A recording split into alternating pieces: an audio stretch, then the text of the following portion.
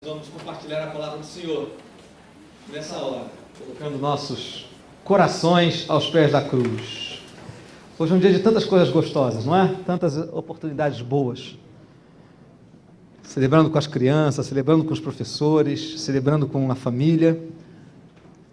É motivo da gente agradecer a Deus.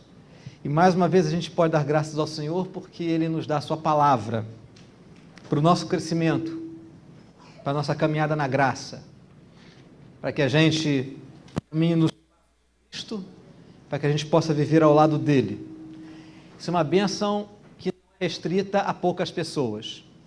Andar com Cristo é uma bênção que ele concede a todos aqueles que reconheceram o seu Evangelho e que o receberam como Senhor das suas vidas. Portanto, a palavra de Deus é algo que tem efeito, validade, poder na vida de cada um de nós. A palavra de Deus sempre tem poder. Mas a própria palavra diz que o nosso coração precisa estar aberto para receber o que Ele tem para nós. Deus sempre fala, Deus sempre nos dirige, Deus sempre transmite a sua vontade, mas nós precisamos estar bem sintonizados, desejosos de recebermos a palavra, mas não só para nosso agrado, vamos dizer assim. A palavra do Senhor não vem para o nosso agrado, ela vem para o nosso bem. E nem sempre o que é bom é agradável, é gostoso, é saboroso, no sentido de massagear o nosso ego, de nos deixar sempre tranquilos. Os mais antigos se lembram de como as mães, não é nem da minha época, como os pais e mães diziam que óleo de rícino não fazia bem para a saúde, né? Eu acredito, mas quem tomou diz que é uma experiência inesquecível. Inesquecível. Mas a palavra de Deus também é assim muitas vezes para a gente. Ela muitas vezes não desce com muita facilidade, mas ela vai produzir o efeito se nós confiarmos no Senhor que nos deu a sua palavra. E é por isso que sempre que a gente abre as Escrituras, a gente primeiro tem um momento de oração, abrindo nosso coração, falando para o Pai da nossa expectativa e da abertura do nosso coração para ouvirmos o que Ele tem para nós. Então eu quero te convidar a curvar sua cabeça num momento silencioso, auditivamente, né, da sua oração, mas com toda certeza a sua alma vai falar alto e Deus que está presente em nós, entre nós, nos escuta. Coloque o seu coração diante de Deus, peça ao Senhor a bênção de você ouvi-lo. Não peça a Deus que lhe fale, isso é quase que uma heresia. Ele já diz que fala. Peça a Deus que lhe permita, lhe dê condições de ouvi-lo. E uma coisa essencial para termos condição de ouvir a Deus é confessar os nossos pecados ao Senhor com sinceridade. Então aproveite esse minuto na sua oração silenciosa e fale com o Senhor sobre isso.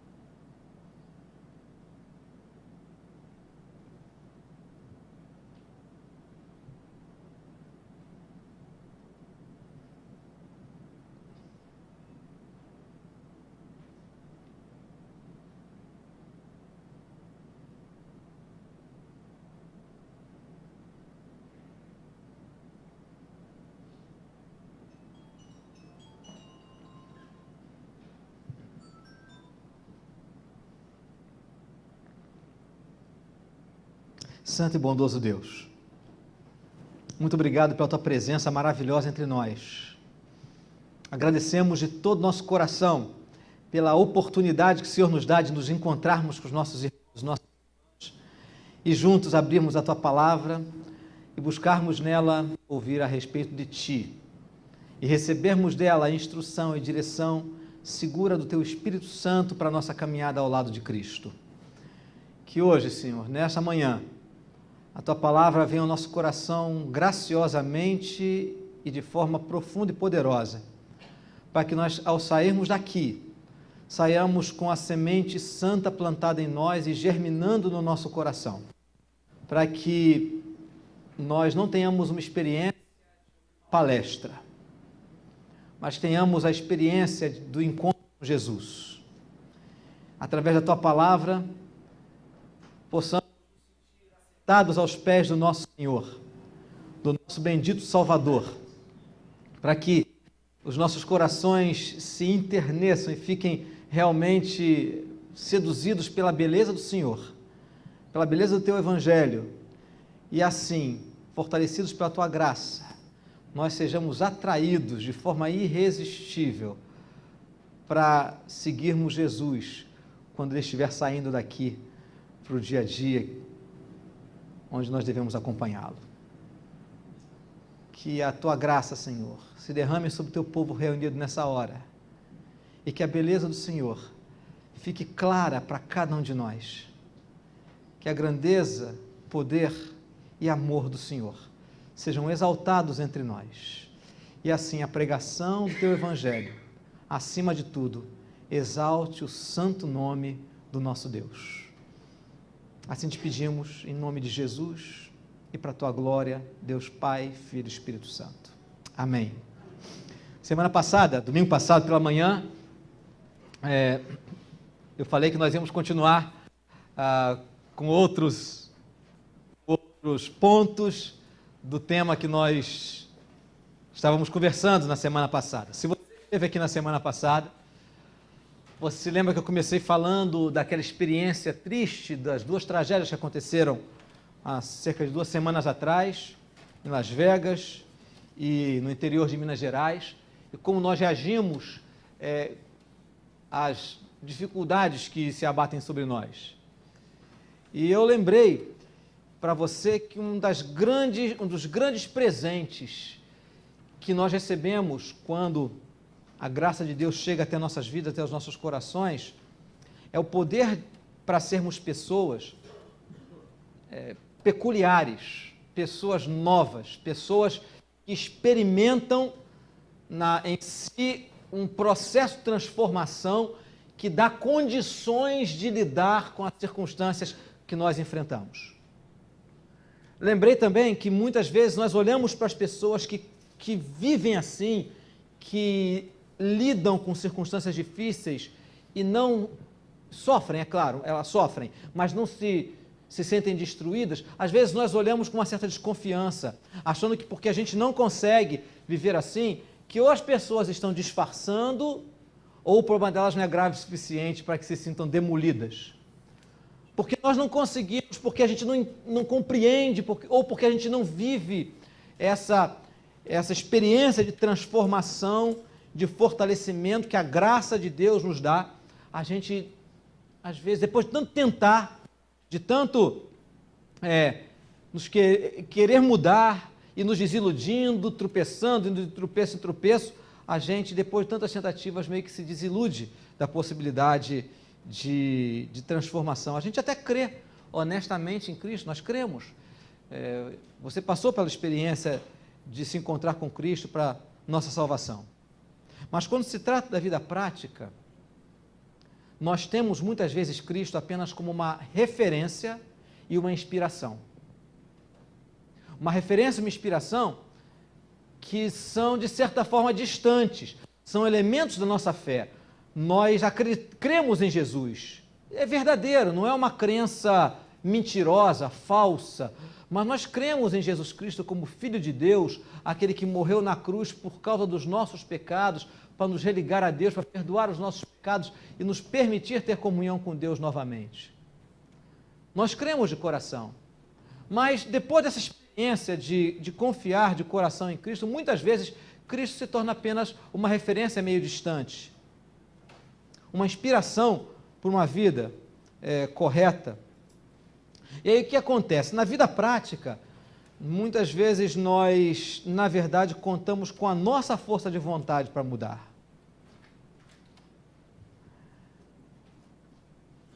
Nós entendemos que o que a gente deve fazer é se esforçar para viver da melhor forma possível, porque afinal de contas nós temos o nome de cristãos. Só que o método de Deus para a mudança, para a nossa transformação, para o nosso crescimento, para o nosso fortalecimento, para nós sermos as pessoas para as quais Ele nos criou, para ser, não é o método de olhar Jesus à distância e ter apenas como uma referência, ainda que uma referência sincera. O método de Deus é andar no caminho de Cristo ao lado de Cristo. E no domingo passado, falando sobre isso, eu enfatizei que o primeiro passo nessa caminhada de transformação, para nos tornarmos pessoas novas, para nós encontrarmos essa graça para viver, é a transformação da nossa maneira de pensar. É a transformação da nossa maneira de ver o mundo. E aí, usando as passagens em que Jesus diz, arrependei-vos porque está próximo o reino de Deus, eu lembrei a você que a palavra arrepender é a mesma palavra para se converter, não é apenas sentir por causa dos pecados, mas é ter uma transformação, é se submeter a uma transformação da maneira de pensar e de ver o mundo. É isso que Cristo está falando. O reino de Deus está presente, então é tempo de ver o mundo, ver a vida, sermos remodelados na nossa maneira de pensar. E aí então vem o apóstolo Paulo reafirmando isso que Jesus ensinou aos seus discípulos, aos seus seguidores. Ele diz, não se deixem modelar pela maneira de pensar da sociedade, mas renovem-se, transformem-se pela renovação da sua maneira de pensar, da sua mente. Então o primeiro passo é nós reconhecermos as nossas maneiras de ver a vida, que nós chamamos na semana passada de nossas narrativas, as histórias de vida que modelaram a nossa maneira de pensar, que vem da nossa família, que vem da nossa sociedade, que vem das nossas relações, que vem até mesmo do nosso jeito de ser, do nosso temperamento. Pegar essas coisas, identificar essas narrativas e confrontá-las com a maneira de Jesus ver a vida, a maneira de Jesus narrar a história, a maneira de Jesus falar a respeito de quem é Deus, de quem eu sou, do que é a sociedade, do que é o mundo, e apesar de eu poder montar a minha maneira de pensar a partir das minhas narrativas e das minhas experiências, o primeiro desafio da graça de Deus, do Evangelho, é eu pegar essas narrativas que modelaram a minha maneira de pensar e submetê-las às narrativas de Jesus Cristo. Se as minhas narrativas, por exemplo, me mostram um Deus irado, um Deus que é um juiz severo, sempre pronto a me punir, eu não posso desviar 1 milímetro da rota, porque senão Deus vai me castigar. Eu tenho que ver pensar que essa não é a narrativa de Jesus. A narrativa de Jesus me mostra um Deus amoroso e perdoador. Mas também pode ser que a minha narrativa me mostre um Deus permissivo, um Deus que, para quem tanto faz a minha maneira de me comportar, essa também não é a narrativa de Jesus. Talvez o meu desejo de ser uma pessoa mais livre, eu posso ter sido uma pessoa muito presa na minha vida, e agora que sou adulto quero ser uma pessoa livre com minha maneira de pensar. Essa minha nova narrativa pode estar me fazendo ser mais inconstante, mais liberal do que Jesus diz que eu deveria ser. Então Jesus tem as narrativas e nos mostra qual é o padrão da nossa maneira de pensar. Quem se chama seguidor de Jesus, como eu e você nos chamamos, precisa se submeter a isso. Não se segue Jesus de verdade se a gente não se submete à maneira de Jesus ver o mundo, à maneira de Jesus ver a vida. a maneira de Jesus nos ver. O que ele fala é a verdade. Jesus é o Filho de Deus, coeterno, presente na criação. Então, certamente, ele conhece muito mais a respeito da vida do que eu e você.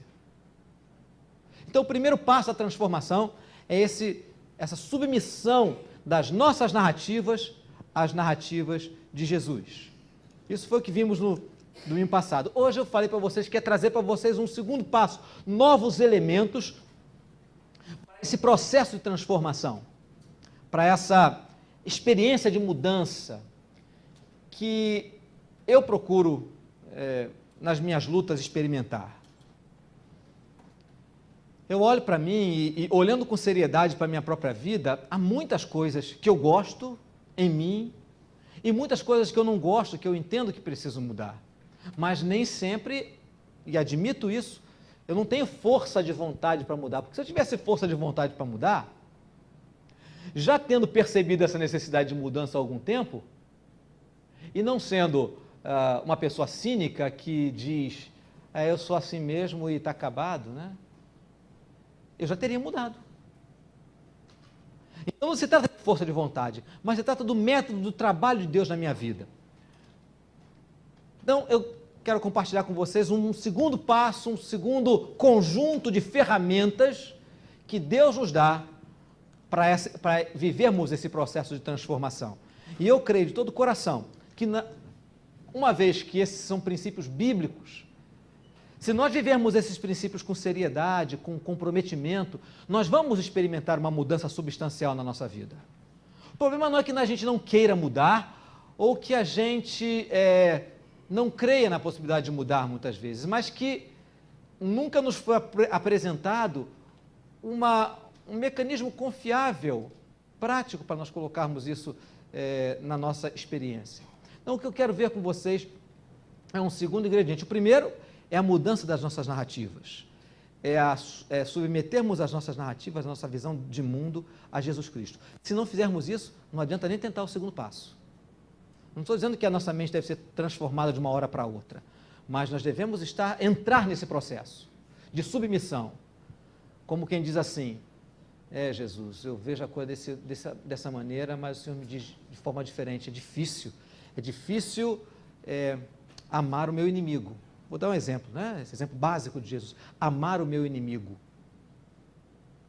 Não, deve ter alguma coisa aí, não é difícil, é difícil. Mas o Senhor diz que é assim, o Senhor não me daria uma orientação que fosse impossível de ser cumprida. O Senhor não me dá um padrão só para me frustrar, para que eu perceba que eu não posso alcançar esse padrão. Juntamente com esse padrão que o Senhor me dá, o Senhor me dá graça para que eu possa experimentar isso na minha vida. Então esse é o primeiro passo, é a remodelagem da nossa maneira de pensar. Em vez de ficar resistindo porque a gente não consegue, em vez de ficar contradizendo Jesus, em vez de ficar dizendo, não, mas isso aí é o Senhor, né? O Senhor que é bom para isso, eu sou ruim, eu sou fraco. Mas ele fala isso para os seus seguidores, para as suas seguidoras. Então, em vez de ficar contra-argumentando com Jesus, que é exatamente ser insubmisso às narrativas de Jesus, à visão de vida de Jesus, o primeiro passo é eu estar aberto, mesmo sabendo que, olhando para mim, eu não encontro forças para viver o padrão de Cristo. Mas eu ter a coragem de dizer, eu sou pecador, mas eu sou um pecador frágil, especialmente frágil nessa área, essa área daqui eu já dei uma caminhada legal, sou um pecador, mas que já me fortaleci nessa área. Mas tem todas essas áreas que estão em frangalhos, precisam ser transformadas na minha vida. Em vez de eu ficar dizendo para o Senhor, Senhor, não, você não tem que mexer muito não, mas o Espírito Santo me diz, tem que mexer aí sim, Alex. Você tem que mexer nessa área da sua vida. É eu chegar e dizer para o Senhor, ok, Jesus, vou parar de resistir e vou apenas admitir que eu não tenho encontrado forças para viver como o Senhor quer e que preciso ser transformado, preciso ser mudado. Esse é o primeiro passo, submeter as nossas narrativas à narrativa de Jesus. Mas o segundo está numa passagem que o apóstolo Paulo escreveu ao seu filho na fé, Timóteo. Existem muitas outras passagens que falam sobre esse tema, mas eu separei essa passagem porque ela condensa uma ideia muito simples e muito bonita e eficaz para a gente. Primeira carta que Paulo escreveu a Timóteo, no capítulo 4. Você pode abrir sua Bíblia, por favor?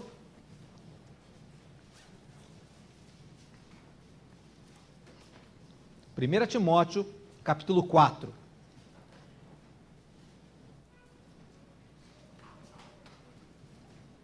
Eu leio para você a partir do versículo 6. 1 Timóteo 4, a partir do versículo 6.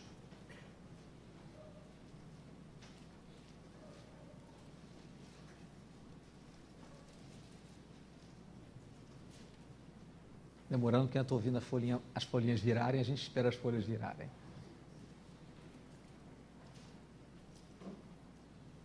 Diz assim, Paulo diz assim para Timóteo, e por extensão a todos nós que queremos seguir a Cristo de verdade. Expondo estas coisas aos irmãos, serás bom ministro de Cristo Jesus, alimentado com as palavras da fé e da boa doutrina que tens seguido. Mas rejeita as fábulas profanas e de velhas caducas. Exercita-te pessoalmente na piedade, pois o exercício físico para pouco é proveitoso, mas a piedade para tudo é proveitosa, porque tem a promessa da vida que agora é e da que há de vir. Fiel é esta palavra e digna de inteira aceitação. Ora, é para esse fim que labutamos e nos esforçamos sobremodo, porquanto temos posto a nossa esperança no Deus vivo, Salvador de todos os homens, especialmente dos fiéis. Aqui está o segundo passo que a Bíblia nos diz, nos dá para o nosso crescimento, para o nosso desenvolvimento na vida, para o nosso amadurecimento como pessoas e como pessoas cristãs, como seguidores e seguidoras de Jesus. Ele fala de exercício na piedade. Você podia repetir esse finalzinho do versículo 7 comigo? Exercita-te pessoalmente na piedade. Mais uma vez, exercita-te pessoalmente na piedade. Agora, suas irmãs. Nós, os rapazes. Exercita-te pessoalmente na piedade. Agora, só os bonitos. Exercita-te pessoalmente na piedade. A autoestima da igreja está ótima, está lá em cima, né? Mas é isso mesmo. Paulo está dizendo para Timóteo se exercitar. Ele diz assim, o exercício físico para pouco é proveitoso. Está dizendo para ficar em casa comendo batata frita na frente da televisão, não. Ele está fazendo uma comparação, naturalmente, né? Ele diz que o exercício físico tem a duração só para a vida física, mas o exercício na piedade tem valor para enquanto a gente vive na vida física e na vida que há de ser. Ou seja, o que a gente constrói na nossa vida espiritual tem valor temporal e eterno. É aquilo que Jesus falou naquela parábola do homem que só se preocupava com as coisas desse mundo. Juntava os bens e chega um dia, olha para suas propriedades e diz, minha alma, senta e desfrute, porque você tem muito para os seus dias. E aí uma voz que é a voz de Deus diz, louco, essa noite te pedirão a tua alma, e você, o que você tem para levar? É como se Deus dissesse assim, caixão não tem gaveta. Você não vai levar nada do seu caixão. Então o que Paulo está dizendo é, o que você constrói precisa ser construído para a eternidade. Então ele fala, o melhor investimento que você pode fazer é o exercício na piedade. E é sobre isso que eu quero dividir com vocês. Paulo diz assim, deixa as fábulas de lado, as historinhas, as conversinhas. Nós temos as nossas fábulas existenciais também. São as nossas narrativas distorcidas. Quando a gente diz assim, ainda que inconscientemente, as coisas se resolvem do meu jeito. Ou quando eu digo, eu tenho força de vontade bastante para resolver esse assunto. São fábulas, são fábulas. Porque nós somos limitados, somos pequeninos por mais força, capacidade que a gente tenha, nós temos limitações. Paulo fala de um exercício piedoso, de exercício para a nossa alma. Práticas que vão desenvolver os músculos da nossa alma, que vão nos tornar pessoas mais fortes, mais sólidas, pessoas novas mesmo, pessoas novas. Eu confesso para vocês que eu gosto muito de assistir alguns programas naquele Discovery Home and Health. Eu acho que é o Discovery Home and Health. Um deles que eu gosto de assistir é um filme, é um programa sobre pessoas que fazem cirurgia de redução de estômago, né? Como as pessoas mudam as suas vidas. Agora tem um que é o depois do emagrecimento. Como elas se sentem pessoas novas. É apenas um paralelo, uma parábola com o que acontece. E, efetivamente, na nossa vida espiritual, nós também podemos nos sentir pessoas novas, viver como pessoas novas, porque foi para isso que Cristo nos chamou, para sermos pessoas transformadas e mais parecidas com Ele.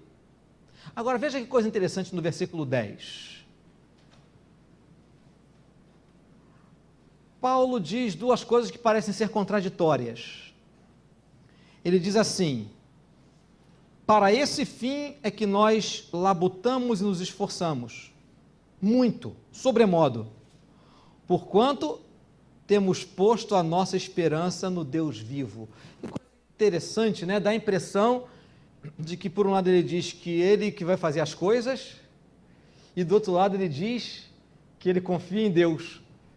Isso é interessante, porque isso pode parecer estranho para a gente, porque nós somos um pouco esquizofrênicos com relação a isso, com relação às coisas de Deus. A gente acha que porque Deus tem o poder para fazer tudo isso, e promete agir em nosso favor, que nós estamos dispensados de nos esforçar sobremodo. Isso é uma distorção muito comum no meio de nós reformados, que afirmamos a soberania de Deus e a supremacia da graça, que são verdades bíblicas inquestionáveis. Eu sou um reformado por convencimento. Não sou só porque sou presbiteriano, não. Eu creio nas doutrinas da graça, creio na soberania de Deus, nos pilares da reforma, mas em momento nenhum a Bíblia nem os reformadores tiram de campo a nossa responsabilidade do nosso próprio desenvolvimento espiritual. As Escrituras dizem isso para nós. Nós achamos que porque a gente tem o nome de cristão, porque a gente vem à igreja aos domingos, automaticamente a gente obtém força para lidar com as demandas que a vida tem para nós. Isso é uma grande ingenuidade. Uma grande ingenuidade. Achar que porque nós cremos em Cristo, aceitamos a Jesus como Senhor das nossas vidas, e vimos a igreja e somos cristãos, que automaticamente, magicamente, ou como se Deus mandasse do céu um pacote de força embrulhado com uma fita dourada maravilhosa, que automaticamente nós estamos capacitados para as lutas da vida. Não é verdade. Andarmos com Cristo, sermos pessoas novas, nós dependemos da graça de Deus. Isso nós vamos falar um pouco mais adiante, e domingo que vem vamos falar especialmente sobre isso. Mas nós temos a responsabilidade que as Escrituras nos mostram. Eu quero trazer um exemplo talvez de uma das coisas mais comuns para o brasileiro, que é o exemplo do futebol.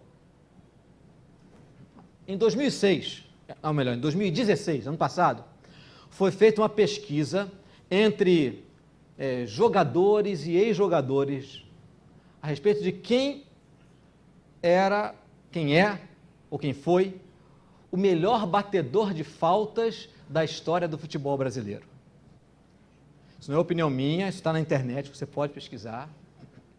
Pegaram assim cerca de 20 jogadores conhecidos pela sua capacidade de bater falta.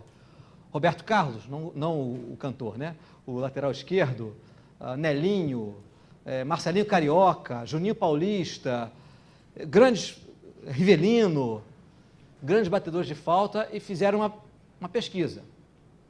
Quem foi escolhido o melhor batedor de falta da história do futebol brasileiro? Pode arriscar. Hã? Marcelinho Carioca? Não, não foi. Foi o Zico. Zico. Os flamenguistas são felizes da vida, né? Inclusive eu. Para alguns irmãos, eu acabei de confessar um pecado, né? Não tem problema. Mas aí não estou a exaltar o Flamengo nem nada, apenas para dar um exemplo.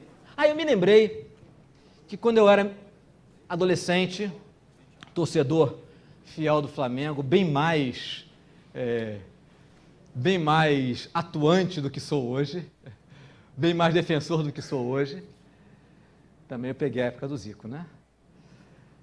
Eu me lembro que na época eu comprei 2 livros para ver se eu deixava de ser perna de pau. Um foi um livro chamado Jogando com Pelé, e o outro sobre a experiência do Zico. E eu me lembrei que tinha visto alguma coisa sobre esse negócio de bater falta. Né? A leitura dos livros, os irmãos sabem que funcionaram muito para mim. Vocês lembram do futebol no retiro de carnaval? Né? Funcionaram maravilhosamente para mim. Mas eu me lembro que alguma coisa sobre o Zico batendo falta, e eu resolvi pesquisar isso também na internet. E aí realmente aquilo que estava no livro está lá num dos artigos na internet, que dizia o seguinte, que o Zico não nasceu aprendendo a bater falta. Ele tinha um hábito de, depois dos treinamentos, quando todo mundo ia embora, ele continuava no campo. Mesmo sem goleiro para poder treinar, ele colocava 2 camisetas. Reza a lenda, não é? É o que diz a história. Ele colocava uma camiseta em cada ângulo da trave por dentro, lá onde se diz, no jargão do futebol, onde a coruja dorme, lá no cantinho, e batia dezenas de faltas, sem ninguém em campo, dezenas de faltas, mirando nos ângulos. E aí ele se tornou, reconhecidamente, o maior batedor de falta da história do futebol brasileiro. Se alguém fosse perguntar para o Zico se aquelas faltas fantásticas que ele batia, se eram difíceis de bater, se a barreira atrapalhava, ele provavelmente responderia para a gente, não. Não, porque eu não bati lá na hora. Eu bato 100 faltas por dia. Antes do jogo, fora do jogo, depois dos treinamentos. Então, na hora do jogo, bater a falta não é complicado para mim. Tanto que gerou aquela música, acho que do Jorge Ben, né? É falta na entrada da área, e adivinha quem vai bater? É o camisa 10 da Gávea. Ficou uma marca registrada dele. Hã? Tá, para de lembrar isso, né? Ok, Evaristo. Mas só para a gente ver, e certamente ele não diria, não, é difícil, eu tenho que ficar calculando na hora a velocidade do vento, quantos jogadores tem na barreira, se os jogadores são muito altos, são muito baixos, a posição do goleiro, não, eu bato. Por quê? Porque ele treinava antes. E nós, ingenuamente, achamos que na vida cristã é diferente. Que porque nós temos um nome de cristãos, porque a gente vai na igreja domingo, que isso dispensa da gente o desenvolvimento da nossa vida, como o apóstolo Paulo diz, dispensa o exercício na piedade. O que as Escrituras nos ensinam é que o exercício diário, na vida espiritual é essencial. Exercício diário na oração, na leitura e meditação na Bíblia. Exercitar diariamente o nosso autoexame, olhar para dentro de nós e confessar os nossos erros, admitir os nossos erros e confessar. Jejuns regulares, é isso mesmo, jejuns, por que não? Se você não pode jejuar de comida, experimenta jejuar de WhatsApp. Jejua de novela. É para você poder se concentrar, tirar as distrações. Boas leituras, exercício de boas leituras cristãs. Adoração regular. Servir no reino de Deus. Exercitar generosidade intencionalmente. Desenvolver, ter amigos para ter conversas espirituais. Falar sobre as coisas de Deus. Ter o hábito de procurar aconselhamento, e aí eu não estou falando de aconselhamento pastoral necessariamente, mas aconselhamento com pessoas que seguem a Cristo, que são referências de vida com Deus para você. Participar também dos cultos, participar da ceia do Senhor. São tantas ferramentas, tantos tipos de exercício na piedade que Deus nos dá e que Ele deseja que a gente coloque em prática, não na hora em que a gente precisa estar forte na fé, mas exatamente fora desses contextos, no nosso cotidiano. Separar um tempo para isso. Todas essas coisas são exercícios para a nossa alma. São recursos divinos. Agora, deixa eu lhe dizer uma coisa que é muito importante frisar. Essas coisas, oração, leitura e meditação na Bíblia, adoração comunitária, serviço cristão, jejum, generosidade, amizades espirituais, aconselhamento, essas coisas não nos transformam. Porque se fossem essas coisas que nos transformam, e eu acho que nesse ponto que nós muitas vezes erramos, se fossem essas coisas que tivessem o poder de nos transformar, nós estaríamos vivenciando uma transformação pelas obras, e não pela graça de Deus.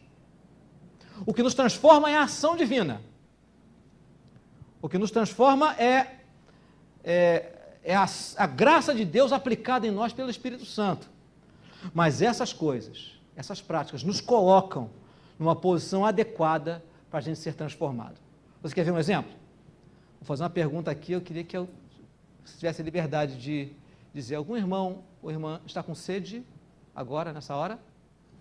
Com sede? Levanta a mão, por favor. Levanta a mão, por favor. Está com sede? Levanta a mão. Não seria tão bom se um diácono entrasse com uma jarrinha de água para você? Então pode trazer aqui, diácono. Quem está com sede, levanta a mão. Ok? André, vem cá, André, por favor. Olha para todo mundo que está com sede aí, André. Pode dar água para esse pessoal. Pode dar agora.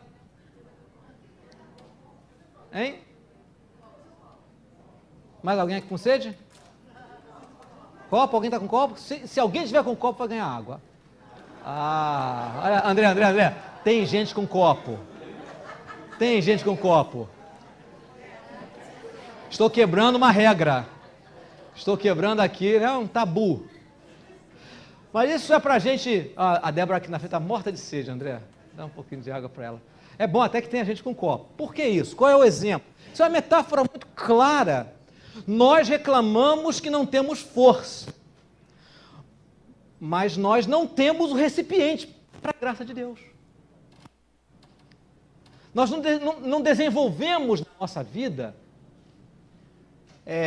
maneiras de experimentarmos a graça de Deus. A você, irmão, irmã, que está sem o copo d'água, quero lhe dizer, não adianta trazer copo d'água mais, porque essa história não vai acontecer aqui de novo, né? Não vai ter mais um diácono entrando com a jarrinha de água gelada.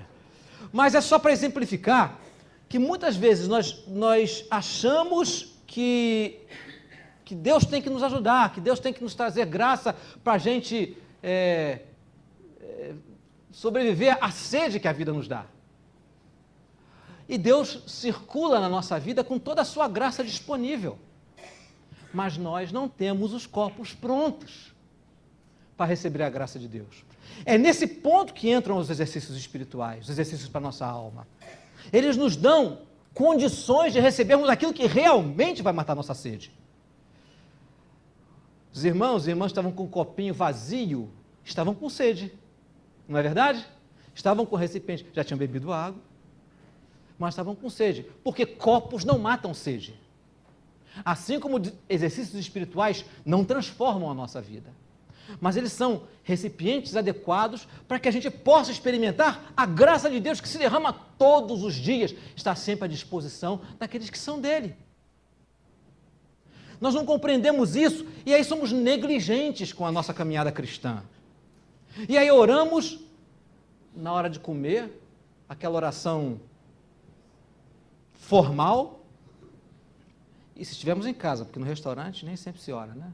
Vergonha de aparecer. Então, irmãos, assim que funcionam esses exercícios da piedade. Né? A nossa prática espiritual não é consistente, não é regular, não é intencional. Nós preferimos achar quando estamos morrendo de sede, não usamos os recursos que Deus nos deu e a gente vive frustrado na vida e a gente prefere achar que Deus nos negou a água a reconhecer que nós é que recusamos o copo. Todas as ferramentas são dadas para mim e para você. Todas as ferramentas. O problema não é que Deus não tenha nos dado nem a sua graça, nem os recursos para podermos vivenciá-la. Mas é porque nós somos inconstantes. Quero te desafiar hoje a se engajar nesse mecanismo de exercícios na piedade. Exercitar a sua alma, não apenas no domingo. Isso que estamos fazendo aqui é um exercício para a nossa alma. E esse é um aspecto muito importante. Exercícios para a alma não são apenas práticas individuais. Esse é um outro passo muito importante. Nós precisamos aprender a fazer isso não apenas sozinhos, mas fazer isso também em comunidade. É o que Hebreus ensina para mim e para você. Hebreus 10, versículos 24 e 25, o escritor diz assim: consideremo-nos uns aos outros para nos estimularmos ao amor e às boas obras, e não deixemos de congregar-nos, como é costume de alguns. Antes façamos admoestações, e tanto mais quanto vedes que o dia se aproxima. Especialmente o versículo 24, em que ele diz: consideremo-nos também uns aos outros para nos estimularmos ao amor e às boas obras. Esses exercícios para a alma, eles têm uma dimensão pessoal, mas nós também precisamos aprender a exercitá-los como comunidade. Não só nos domingos. Não só aos domingos. Essa passagem que acabei de ler ensina que é fundamental nós termos aliados nessa santa conspiração para a nossa própria transformação. Todos nós somos chamados a viver em comunidade. Em comunidade.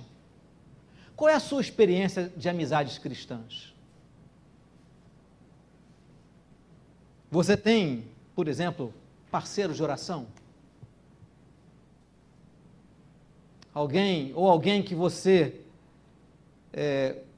recorre para confessar os seus pecados? Ah, não, pastor, mas isso daí é coisa de católico. Quem confessa para outro é coisa de católico. Não é. Está na Bíblia, isso é claro nas Escrituras. Confessai as vossas faltas e orai uns pelos outros para serdes curados. Você não precisa colocar as suas faltas no data show. Mas é importante que você tenha pessoas, servas de Deus, confiáveis, em quem você confia, para compartilhar, para dizer, seu confessor, vamos usar essa expressão, tão católica, mas para alguém que te ouça, um amigo, uma amiga na fé, em quem você confia, com quem você pode abrir o coração. Coisa de 2 meses atrás, eu precisei procurar um amigo, para confessar uma dor no meu coração, para compartilhar uma aflição. Não cheguei enquanto não fui para um shopping, tomar um café com ele e poder abrir meu coração para ele.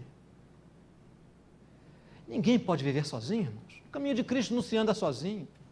Tem aspectos que são solitários, mas não são todos. Você tem gente que te ama e que te oriente e que tenha licença para chamar a sua atenção? Pastor sempre tem, viu? Pelo cargo. Mas você tem pessoas a quem você, da sua alma, dá licença para lhe puxar a orelha e lhe chamar a atenção? Não precisa ser pastor, não. É isso. Você tem parceiros para servir no reino? Gente com quem você sonha as coisas de Deus?